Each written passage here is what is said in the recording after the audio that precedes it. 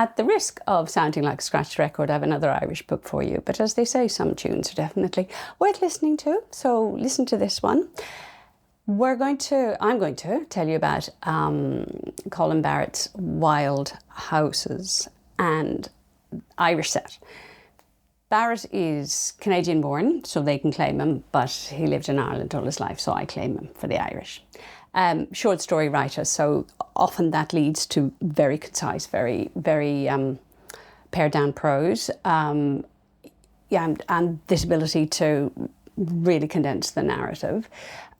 Two amazing collections. Got a feel of Donald Ryan, particularly think about December, or Kevin Barry, that sort of kind of criminal underworld where everybody's trying to be a big thug and basically they're amiable, sort of.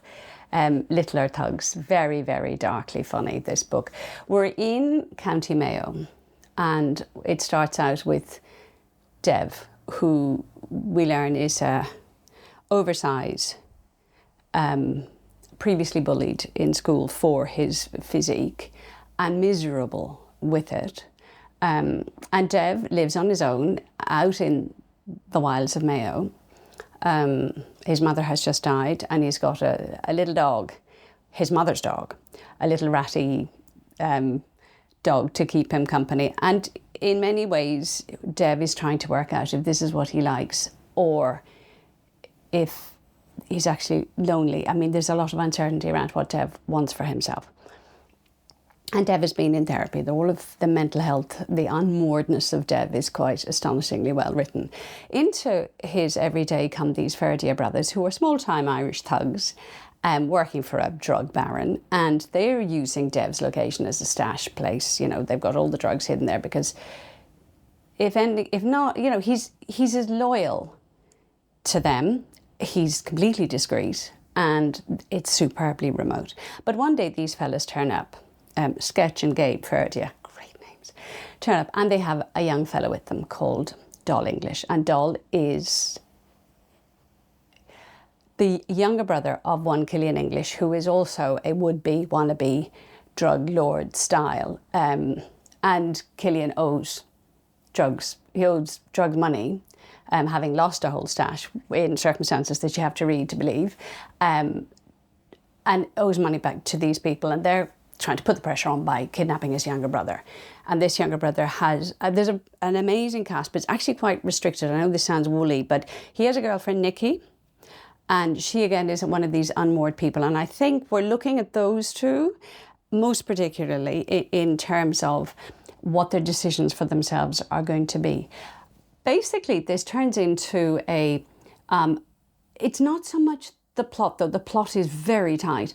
It's more about how do these people interact with each other in these conditions. So this young fella, Doll, who's kind of he's a bit of feckless, lives with his mum, has this lovely girlfriend who's 17, doing her leaving cert, not sure what her future is. She's been going out with Doll, literally Doll, nickname, for about 2 years. And you're not, with other interactions, you're not actually sure where she sees her future going particularly. But, you know, she's a solid worker. She lost her parents very early. She has a brother who works very hard trucking around Europe. And she's making the best of everything. You feel she's got a very sensible head on her shoulders, and she's wonderfully depicted. It's limited language, but wonderful.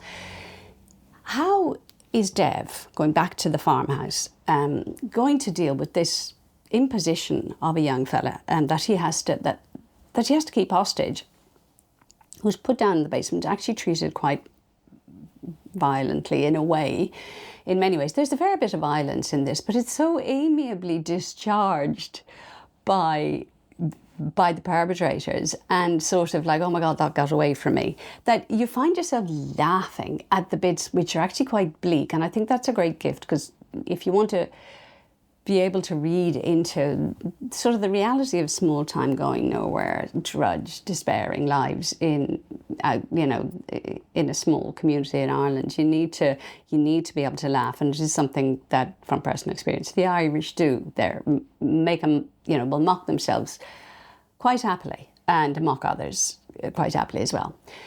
So we're looking at how's Dev going to respond to this? How are the Ferdy brothers treating Deb? How can all of this happen? How can Killian English get the money for his to have his younger brother released? And is it all going to come off?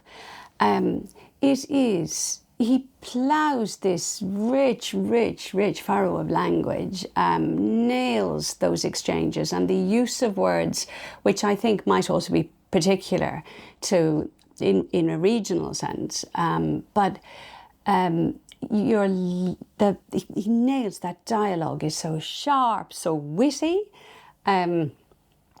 His language is rich, and it's sort of. It's not that it's poetic, it's just that he hits the nail on the head every time he's descriptive about something. A fair old use of metaphor, but you're laughing at that all the way through with the way he describes everything. It's the neatest piece of writing into something sort of tragic comedy that I've come across since Sorta Kevin Barry and Donal Ryan, and I think it's definitely one for your it's your next read. I'm just trying to think if there's anything. I think I did get a bit surprised, all the way through about how brutally accurate with his language and with the way people would view their own actions and other people's actions, and whether you're, how you judge other people and how you deliver that judgment. It's very, very clever. Thing about it where we go to is that there's the whole cast sitting there waiting for a sequel, and I'm telling you, Colin, Barrett, I'm hanging out for what happens next. That's it. See you in the next one. Bye.